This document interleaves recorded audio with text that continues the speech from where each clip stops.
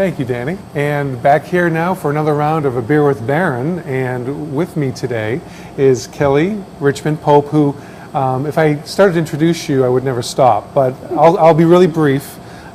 Speaker, author, professor, and filmmaker. And it's the last of those that really prompted me to want to reach out to you to have on this beer, and that is with this amazing documentary that you were the director of and the creative force behind, which is All the Queen's Horses. And it showed here in Oak Park at the Lake Theater, and I was one of many people, hundreds and hundreds, that saw it and was blown away by the amazing story, the power of story, as you said to us afterwards when you spoke to the audience. Can you first let us know how that came to be? A background in accounting, an accounting professor at DePaul, and a filmmaker. So, you fill in the blanks. Well, I teach my accounting classes with a lot of film and TV. And so we'll show Shark Tank in class, or we'll watch The Profit, the show that comes on CNBC. And one day I just had this crazy idea that I could probably make my own content. And so I go around the country with a crew and do interviews with whistleblowers, white-collar felons, and victims of fraud. And so I have all this video content that I use in my classes. And so when the Dixon, Illinois story hit the newspaper and I saw the headlines, you know, it was in the Chicago Tribune, city comptroller embezzled. At the time, it was $30 million. I was like, wow, this is pretty crazy. Yeah. And I could probably make a film out of this. So, famous last words. So this was immediately like the thought of a movie? Yeah, immediately, because it was the mix of all these crazy things. So a small town, a large amount of money stolen, a very simplistic embezzlement scheme, and these crazy horses. Yeah. So, like, right. Who would think? Sure, and then 53 million is even an understatement, probably, right, based on what you were saying. So. Sure. So 53.7 million is a conservative estimate based off of working with Jason Wadillo from the U.S. Marshal Service. There were years of bank records that were lost due to mergers and things like that. Not necessarily lost, but just due to companies coming together. And so that's the number that was settled on. So who knows? It could be 75 million. Who knows? And this was Rita Crundwell, who towards the end is $5 million or more per year in a small town, 16,000 people, Ronald Reagan's birthplace. And so just in retrospect, it seems so mind-blowing that this could be happening. And in the moment, there's some serious problems that occurred. For you, as someone that's a forensic, what's the right term, forensic accountant? Yes. So, like, that sounds pretty merging police work with power of numbers. What to you are some of the most blatant things that just should not have been able to go on for so long? Well, I think, like you said, hindsight, you think, wow, this is a really crazy amount. How could it happen? But oftentimes, people just ignore and leave their financial person alone. And so, what was mind-blowing is some of the ways that she was able to justify getting money out of the accounts. For example, we're going to demolish a toll booth. Well, the city has nothing to do with the toll booths. Yeah. And so you would think if there was going to be an addition to a school or an addition to a hospital, that there would be some meeting notes. The city would have approved it. You would have talked about it in a council meeting. None of that happened. Right. So some of the things that were just crazy was the fact that someone could write a $250,000 check to American Express, and no one at all raised the red flag. So, switching gears a little bit. So here we are in the middle of 2018, approaching it, and the film has gotten so much acclaim already in the time that it's been out, festivals, rave reviews.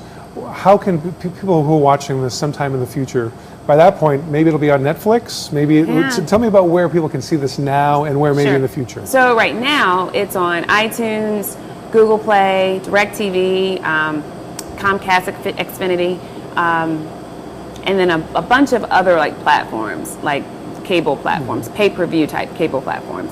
In July 10th, we'll be streaming on Netflix. Oh, fantastic. Yeah, so that's coming soon. So that's the next big announcement that I guess I just announced. I think folks have heard of that, so Netflix, but certainly not this aspect. That's fantastic. So tell me, if you would, about you and your own background growing up. When was there this first indication, first of all, that you had this penchant for numbers and accounting?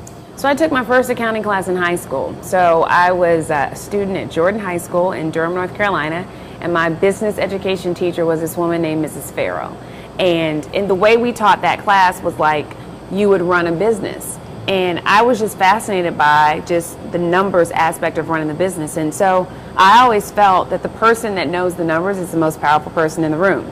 You know, the CEO is important, but if you don't understand numbers, then where are you? So did you have someone in your family or someone close to you that triggered this? Well, my father was a business school professor and a college president, and so he had a PhD in operations research from Purdue. And so because he taught business courses, he always encouraged me, Kelly, you should major in accounting. So I was the kind of kid that just followed with what my parents said. So to use a number, he did a 180 of what so many and too many people do, which is to say to girls, well, girls aren't that good at math. You should go into... Now, I would never say that. I have a daughter who's quite good at math, and I just think that's just hokum. But to what degree do you feel like you are representing for an entire gender as you do this? Do you feel that kind of weight? You know, I've never thought about it like that because I'm an academic first and an accountant second. And so there are a lot of female accounting academics. So I never thought about it that way. When I was in practice, I guess you could say I was passing the torch or running the race for the women, but I never thought about it like that. Well, and you don't have to think about it, right? You can just do it. Actions are what's so powerful. So you're an Oak Parker now. Yes. That's a new designation. You moved from Hyde Park, I know, not too long ago. So what was it that prompted you and your husband and your 2 children and your dog to come to Oak Park?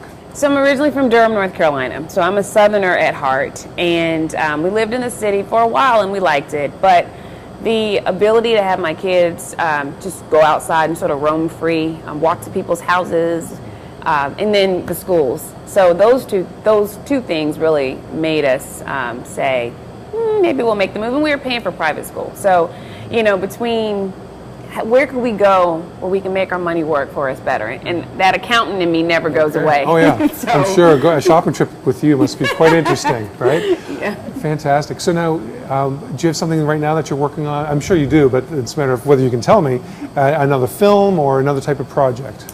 So I love media. So I'm working on a podcast with a co-host of mine, a co-host friend who loves fraud and duped-like stories. So we're working on that.